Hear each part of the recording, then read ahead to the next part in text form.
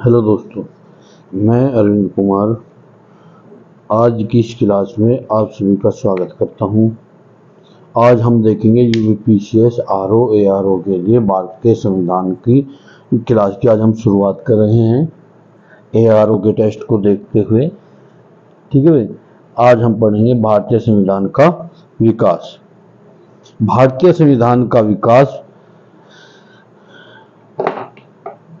भारत के संविधान का विकास दो चरणों में हुआ है। ईस्ट इंडिया कंपनी के शासन हेतु पारित ब्रिटिश संसदीय अधिनियम 1773 से 1853। ठीक है भाई। और दूसरा है आपका ब्रिटिश ताज के शासन अधीन पारित अधिनियम 1858 से 1947 तक जितने अधिनियम पारित हुए वो थे ब्रिटिश शासन के अधीन अधिनियम। और जो हमारे ईस्ट इंडिया कंपनी के शासन के अधीन जो अधिनियम पारित हुए थे वो हुए थे 1773 से 1853 तक। ठीक है, ये है आपकी घटना चक्र। घटना चक्र में हम पढ़ रहे हैं भारतीय राज्य व्यवस्था एवं शासन व्यवस्था। इसमें सबसे पहले है भारत के संविधान का विकास। ठीक है भाई, भारत के संविधान के विकास की शुरुआत करते हुए हम देखेंगे वो नोट्स जो क्वेश्चन बैक ईयर में आए हैं उनसे पहले इसमें दिए जाते हैं। ठीक है भाई, देखिए ब्रिटिश के संसद के 1773 के रेगुलेटिंग एक्ट के द्वारा बंगाल के गवर्नर को बंगाल का गवर्नर जनरल का पद दिया गया। तो पहला क्वेश्चन तो हमारा यही बनता है कि किस एक्ट के तहत बंगाल के गवर्नर को बंगाल का गवर्नर जनरल कहा जाने लगा। और उनकी सहायता के लिए चार सदस्यीय समिति का गठन किया गया। ठीक है, जिसका कार्यकाल 5 वर्ष का था। अब तक नहीं पूछा गया कार्यकाल, केवल यही पूछता है कि जो गवर्नर जनरल के सहायता के लिए समिति गठित की गई थी उसमें कितने सदस्य थे, उसमें 4 सदस्य थे। ठीक है, उसके बाद बात आती है उस समय प्रेसिडेंसी कितनी थी। प्रेसिडेंसी थी उस समय 2, एक तो बंगाल प्रेसिडेंसी और मद्रास प्रेसिडेंसी और बंबई प्रेसिडेंसी।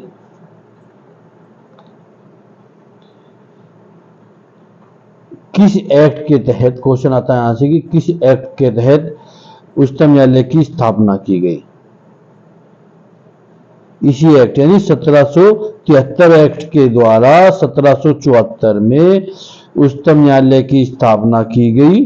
कहां? कलकत्ता में। इसमें एक मुख्य न्यायाधीश और 3 अन्य न्यायाधीश थे। ठीक है भाई।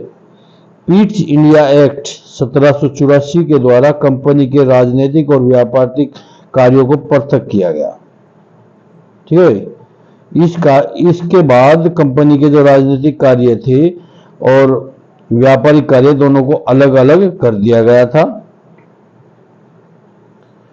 1786 के अधिनियम के द्वारा गवर्नर जनरल को विशेष परिस्थितियों में अपनी परिषद के निर्णय को, जो 4 सदस्यीय परिषद बंगाल के गवर्नर जनरल के लिए गठित की सहायता के लिए गठित की गई थी, उसके जो निर्णय थे उन्हें निरस्त करने का अधिकार किस अधिनियम के तहत मिला? 1786 के अधिनियम के तहत गवर्नर जनरल को उनके जो उन्होंने सुझाव दिए हैं या उन्होंने निर्णय लिए हैं उनको निरस्त करने का अधिकार मिल गया था।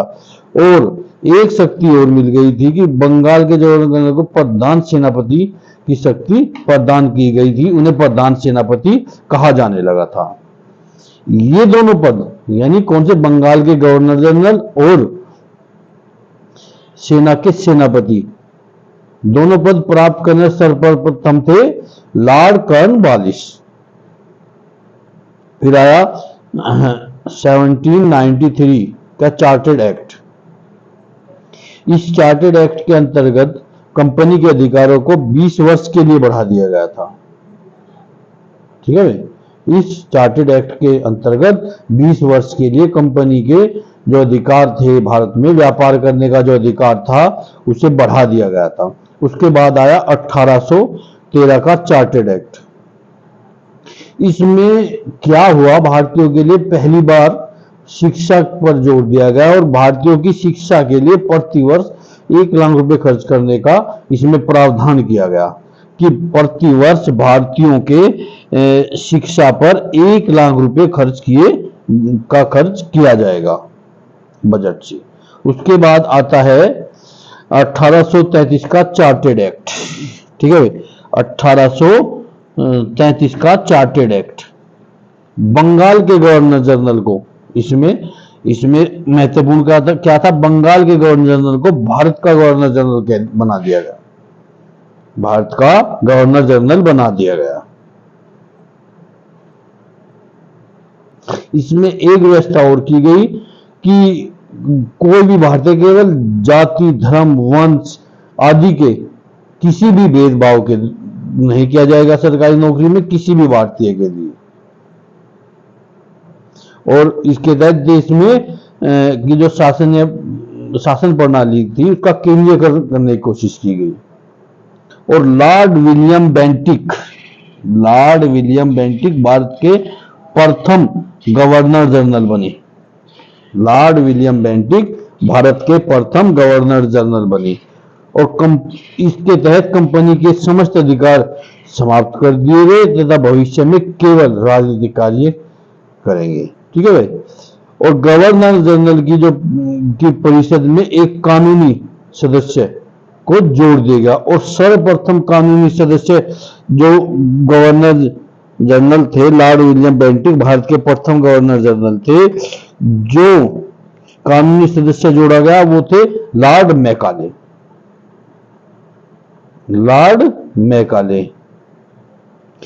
गवर्नर पहले कानूनी सलाहकार थे। उसके बाद आया आपका 1853 का चार्टेड एक्ट। ठीक है, 1853 का चार्टेड एक्ट विधि निर्माण हेतु गवर्नर जनरल की विधायी परिषद की स्थापना की गई। कानून बनाने के लिए विधायी परिषद की स्थापना की गई और आगे चलकर भारतीय केंद्रीय विधानसभा विधान परिषद के नाम से इसे जाना गया।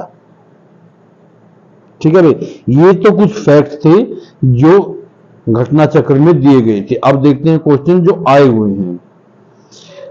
निम्नलिखित में से किस अधिनियम में कलकत्ता सर्वोच्च न्यायालय की स्थापना की गई? रेगुलेटिंग एक्ट 1773 में उच्चतम न्यायालय की स्थापना की गई। कब?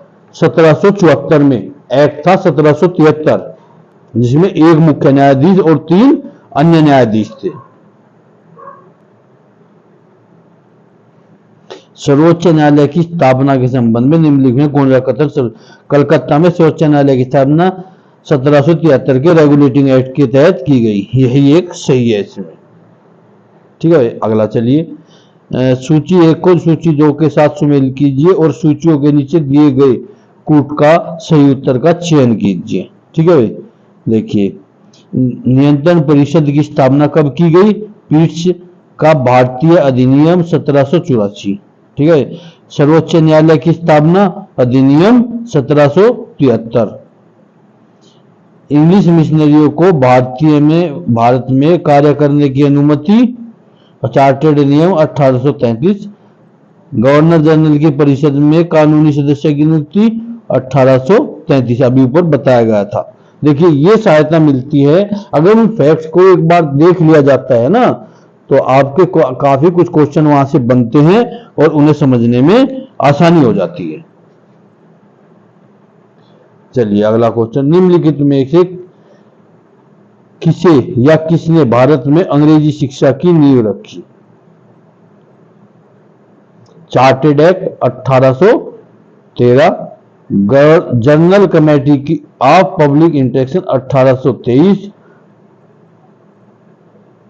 ठीक है भाई, तीनों कथन ये सत्य है, डी यानी। अगला चलिए। किस अधिनियम के द्वारा ब्रिटिश संसद में चाय और चीन के साथ व्यापार को छोड़कर ईस्ट इंडिया कंपनी के भारत के साथ सभी व्यापारी अधिकारों को समाप्त कर दिया था। चार्टर्ड एक्ट 1813 के बाद में चाय और चीनी के साथ व्यापार को छोड़कर सभी अधिकार क्राउन ने अपने हाथों में ले लिए थे। ब्रिटिश संसद के किस अधिनियम ने भारत के व्यापार पर ईस्ट इंडिया कंपनी का एक अधिकार समाप्त किया? 1813 के चार्टर्ड एक्ट ने। चार्टर्ड एक्ट 1813 के संबंध में कथनों पर विचार कीजिए। इसमें भारत ईस्ट इंडिया कंपनी के व्यापार का एक अधिकार को चाय का व्यापार तथा चीन के साथ व्यापार को छोड़कर सभी अधिकार समाप्त कर दिए गए थे। बिल्कुल ठीक है।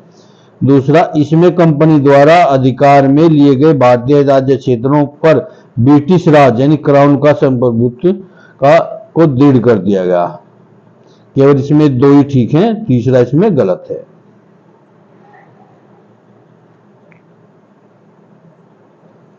किस अधिनियम ने भारतीयों को अपने देश के प्रशासन में कुछ हिस्सा दिलाना संभव हुआ? Chartered act 1833। देखिए 1833 धाराओं में सबसे महत्वपूर्ण धारा 87 थी, जिसमें कहा है किसी भी भारतीय तथा क्राउन की देशज प्रथा के धर्म, जन्म स्थान, वंशानुक्रम के आधार पर किसी एक कारणवश कंपनी के अधीन पद या सेवा के अयोग्य नहीं माना जाएगा। ठीक है, के अयोग्य नहीं माना जाएगा। अब देखते हैं ब्रिटिश ताज के अधीन पारित अधिनियम। ये तो वो अधिनियम थे जो कंपनी के शासनकाल में पारित किए गए थे, और अब जो हम देखेंगे ये वो अधिनियम है जो ब्रिटिश ताज के अधीन पारित किए गए थे। तो ब्रिटिश संसद ने पहला अधिनियम भारत शासन अधिनियम 1858 शासन ब्रिटिश ताज के अधीन कर दिया गया था। ठीक है भाई।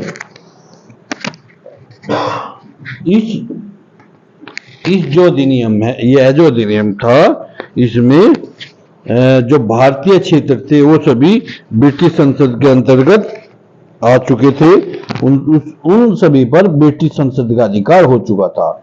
और इस अधिनियम के तहत भारत के जनरल को अब भारत का वायसराय कहा जाने लगा।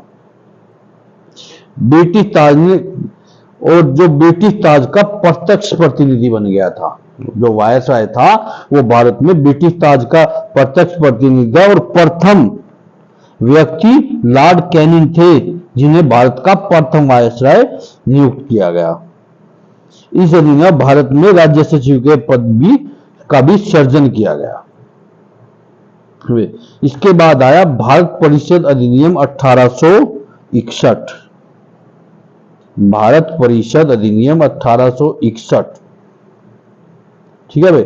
इस अधिनियम में मद्रास और मुंबई प्रेसिडेंसी में पुनः विधायी शक्तियां देकर केंद्रीयकरण की प्रक्रिया की शुरुआत की गई। इसमें वायसराय को आपातकाल में अध्यादेश जारी करने के लिए अधिकृत किया गया, जो केवल 6 माह की अवधि तक हो सकता था। और भारत परिषद अधिनियम 1892। उसके बाद आया भारत परिषद अधिनियम 1892। ये क्वेश्चन कई बार पूछा गया है कि जो भारत के वायसराय थे उन्हें आपातकाल में जो अध्यादेश जारी करने का अधिकार प्राप्त हुआ था वो कितने समय तक प्रभावी था? तो वो 6 माह तक प्रभावी था। भारत परिषद अधिनियम 1892, इसमें वार्षिक बजट पर भारतीयों को बहस करने का अधिकार मिल गया था। प्रश्न पूछने का अधिकार था, लेकिन वोटिंग करने का अधिकार नहीं था, वो भी 6 दिन पूर्व। 6 दिन का नोटिस देने के बाद भारतीय उस पर प्रश्न पूछ सकते थे, लेकिन उस पर वोटिंग नहीं कर सकते थे। इन अर्थों में निर्वाचन पद्धति का आरंभ होना स्टार्ट हो गया था। इसके बाद आया भारत परिषद अधिनियम 1909। इसे मार्ले मिंटो सुधार के नाम से भी जाना जाता है। यह पहला अधिनियम था जो भारतीयों को विधि निर्माण एवं प्रशासन दोनों में प्रतिनिधित्व प्रदान किया गया। कार्यकारी में पहली बार भारतीय शामिल हुए प्रथम व्यक्ति थे सत्येंद्र प्रसाद सिन्हा, जो भारतीय पहले व्यक्ति थे जो वायसराय की कार्यकारिणी परिषद में शामिल हुए थे। और जो नियम आया था भारत परिषद 1909, इसमें प्रथम निर्वाचन कर मुस्लिमों को एक सांप्रदायिक प्रतिनिधित्व दिया गया। इनके मुस्लिमों के लिए एक अलग से निर्वाचन क्षेत्र कहा गया कि इसमें निर्वाचन क्षेत्र का अलग होगा।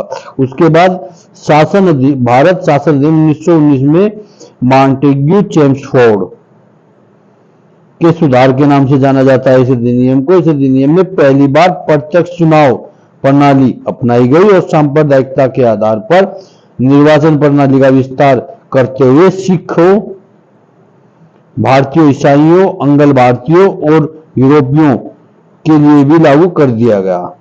और इस अधिनियम के द्वारा पहली बार केंद्र में द्विसदनीय व्यवस्था स्थापित की गई। ठीक है। और इस अधिनियम के तहत प्रांतों में द्वैध शासन प्रणाली लागू की गई। द्वैध शासन प्रणाली लागू की गई। चलिए आगे चलते हैं।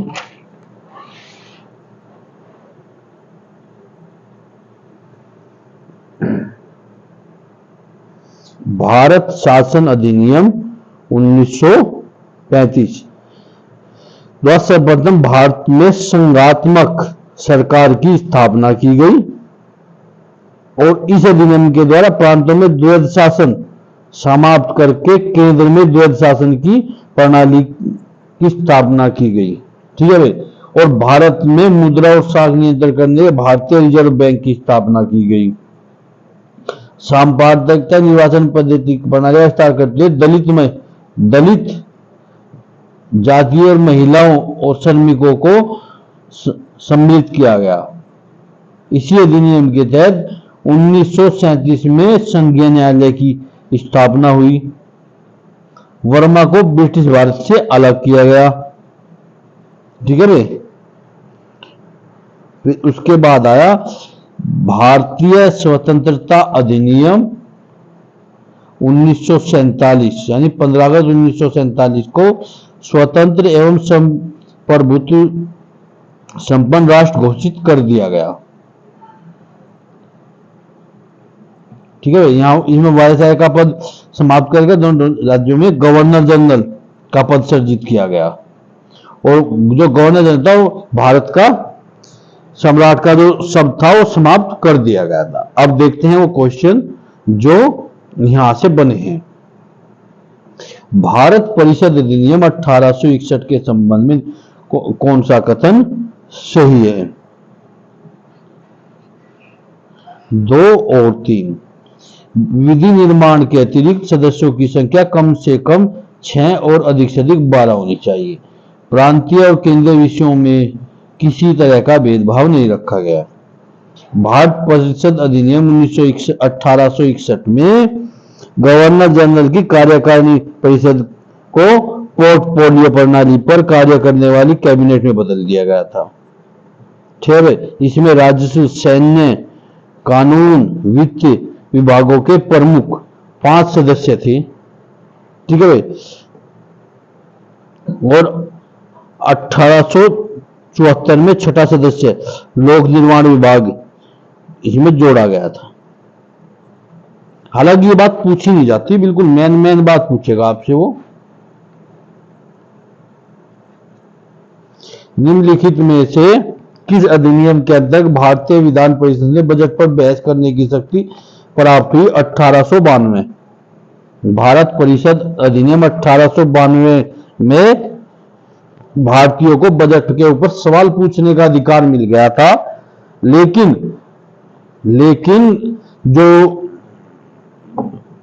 भारतीयों को इस अधिनियम में 6 दिन पूर्व सूचना देनी पड़ती थी प्रश्न पूछने के लिए, लेकिन वोटिंग का अधिकार भारतीयों को नहीं मिला था। ब्रिटिश भारत में सांप्रदायिक प्रतिनिधित्व की व्यवस्था निम्नलिखित में से किस अधिनियम द्वारा, मार्ले मिंटो सुधार अधिनियम 1909। भारत में सर्वप्रथम सांप्रदायिक प्रतिनिधित्व की व्यवस्था की गई, जिसके अंतर्गत मुसलमानों को प्रत्यक्ष निर्वाचन मंडल प्रावधान किया गया था। ये मान के चलिए यहां से भारत के विभाजन की जो शुरुआत थी वो मार्ले मिंटो सुधार अधिनियम से स्टार्ट हो गई थी, जब इन्होंने मुस्लिमों के लिए अलग से निर्वाचन पद्धति लागू की गई थी भारत का विभाजन करने के उद्देश्य से। 1909 का अधिनियम किससे संबंधित है? ठीक है, पृथक मताधिकार क्षेत्र लागू करने से। निम्नलिखित में से किस एक अधिनियम द्वारा भारत में संघीय न्यायालय की स्थापना, इनमें से कोई नहीं है। एक संघीय न्यायालय की स्थापना 1 अक्टूबर 1937 को भारत में सरकार अधिनियम 1935 के अंतर्गत की गई थी और इसके प्रथम मुख्य न्यायाधीश सर मॉरिस गवेयर थे। ठीक है, इनमें से कोई सा भी अधिनियम नहीं है। अगला क्वेश्चन चलिए,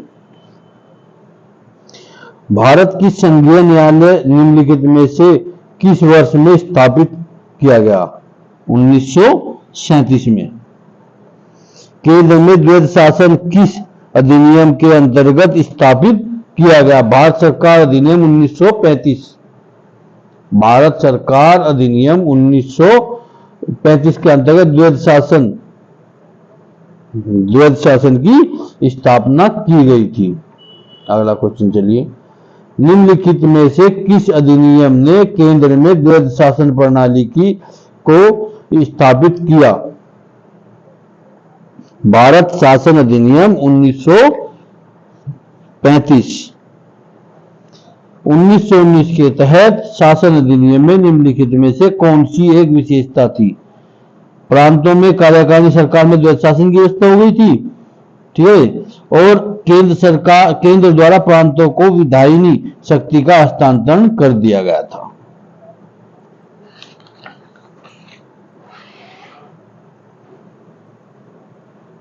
अगला क्वेश्चन देखते हैं, भारतीय इतिहास के संबंध में द्वैध शासन सिद्धांत किसे निर्दिष्ट करता है? द्वैध शासन प्रांतों में प्रत्यारोपित विषयों का 2 वर्गों में विभाजन। प्रत्यारोपित विषयों का 2 वर्गों में विभाजन, आरक्षित और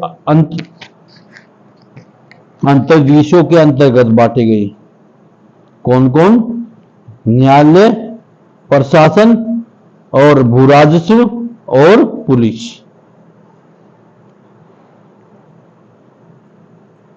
निम्नलिखित में से किसने ब्रिटिश भारत के प्रांतीय स्वायत्तता शुरू की थी? भारत शासन अधिनियम 1919। भारत शासन अधिनियम 1919 के अंतर्गत भारत में विधान पालिका प्रथम बार द्विसदनीय बनाई गई। भारत परिषद अधिनियम 1919। केंद्र में कौन सा एक्ट द्विसदनीय विधायिका लाया? 1919। कथनों पर विचार कीजिए। चेम्सफोर्ड मॉन्टेग्यू सुधार 1919 में 21 वर्ष से अधिक की सभी महिलाओं के लिए नहीं मताधिकार किया तो गया था, लेकिन कुछ विशेष महिलाओं को प्रदान किया गया था, सभी महिलाओं को प्रदान नहीं किया गया था। 1935 में गवर्नमेंट ऑफ इंडियन एक्ट में विधान मंडल में महिलाओं के लिए आरक्षित स्थानों का प्रावधान किया गया था। किसके लिए? दलित वर्ग, महिलाओं और श्रमिकों के लिए पृथक निर्वाचन मंडल का प्रावधान करते हुए विधानमंडल में स्थान आरक्षित किया गया था। केवल ये 2 सही है, ठीक है, बाकी गलत है। पहला गलत है। भारतीय सिविल सेवा के संदर्भ में निम्नलिखित कथनों में से कौन सा सही है? भारत सरकार शासन अधिनियम 1919 में भारतीय सिविल सेवा के लिए एक अलग परीक्षा का प्रावधान किया गया जो भारत में होनी थी, बिल्कुल ठीक है। और भारतीय सिविल सेवा में 1941 में भारतीयों का प्रतिशत यूरोपियों से ज्यादा था, ये भी बिल्कुल ठीक है। केंद्रीय विधानसभा का या के निम्नलिखित में से कौन से निर्वाचन भारत शासन अधिनियम 1919 के तहत हुए?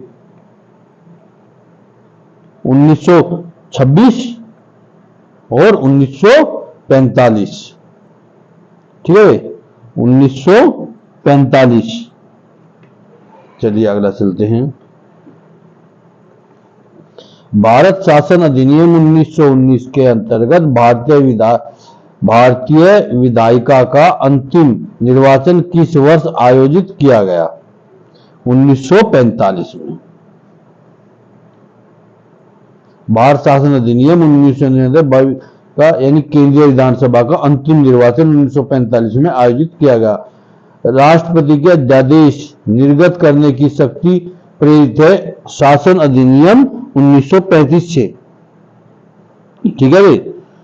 जनरल को 1861 में भारतीय परिषद अधिनियम में विधान परिषद की अनुमति के बिना अध्यादेश जारी करने की शक्ति प्राप्त थी तथा भारतीय संविधान में राष्ट्रपति को अध्यादेश निर्गत करने की शक्ति अनुच्छेद 123 भारत शासन अधिनियम 1935 की धारा 42 या 43 से प्रेरित है।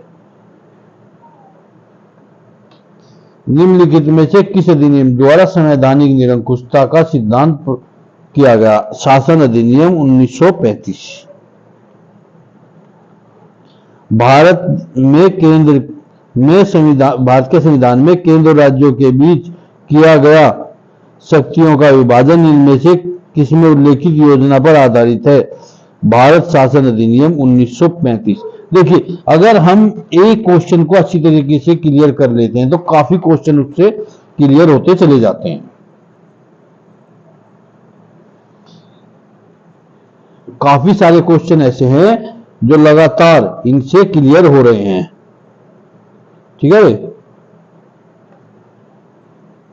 अगला क्वेश्चन देखिए, निम्न में से भारत सरकार अधिनियम 1935 की मुख्य विशेषता। अवशिष्ट विषय के प्रांतीय विधायकों का आवंटन, केवल एक यही है, बाकी गलत है। केवल जो हम शुरुआत में दिया गया है इसमें अगर उस पर भी ध्यान दे तो उससे लगभग हमारे 80% क्वेश्चन फिलअप होते हैं। एक संघीय व्यवस्था और केंद्र में द्वैध शासन भारत में लागू किया गया शासन अधिनियम 1935। सबसे ज्यादा जो इंपॉर्टेंट है भारत शासन अधिनियम 1935 है। अखिल भारतीय महासंघ स्थापित करने का प्रावधान शामिल किया गया भारतीय सरकार अधिनियम 1935। निम्नलिखित में से किस एक अधिनियम में भारत की संघीय व्यवस्था की स्थापना की गई? भारत सरकार अधिनियम 1935। 1935 अधिनियम द्वारा स्थापित संघ में अवशेष शक्तियां कहां थी? भारत के गवर्नर जनरल के पास। भारत शासन अधिनियम 1935 के तहत प्रस्तावित संघीय प्रणाली भारतीय संघ। निम्नलिखित में से कौन सा एक भारत शासन 1935 को स्वीकार करते महत्वपूर्ण एवं स्थायी अवयव नहीं है? देश के लिए लिखित संविधान। भारत शासन अधिनियम 1935 में देश के लिए लिखित संविधान का उल्लेख नहीं था। इसके लिए संविधान का सर्वप्रथम उल्लेख क्रिप्स मिशन द्वारा किया गया था। इन तीनों विकल्प भारत शासन अधिनियम 1935 में समाहित थे, ठीक है। 1935 का गवर्नमेंट ऑफ इंडिया एक्ट क्यों महत्वपूर्ण है? क्योंकि यह भारतीय संविधान का प्रमुख स्रोत है। आपको बताया था ना, ये 1935 का जो एक्ट है ये बहुत महत्वपूर्ण है। इस अधिनियम से मुख्य उपबंध संघात्मक सरकार की स्थापना, केंद्र में द्वैध शासन की स्थापना, प्रांतों में द्वैध शासन की स्थापना पर स्वायत्त शासन की स्थापना, द्विसदनीय केंद्रीय विधानमंडल, प्रांतीय शासन व्यवस्था, प्रांतीय विधानमंडल, केंद्र और प्रांतों में शक्तियों का विभाजन, फेडरल न्यायालय की स्थापना। ठीक है भाई। निम्नलिखित अधिनियमों में से किस अधिनियम के फलस्वरूप वर्मा भारत से अलग हुआ? Government Indian act 1835। ठीक है भाई। आज की क्लास में इतना ही। अगली क्लास में पढ़ेंगे हम संविधान सभा एवं संविधान निर्माण की प्रक्रिया।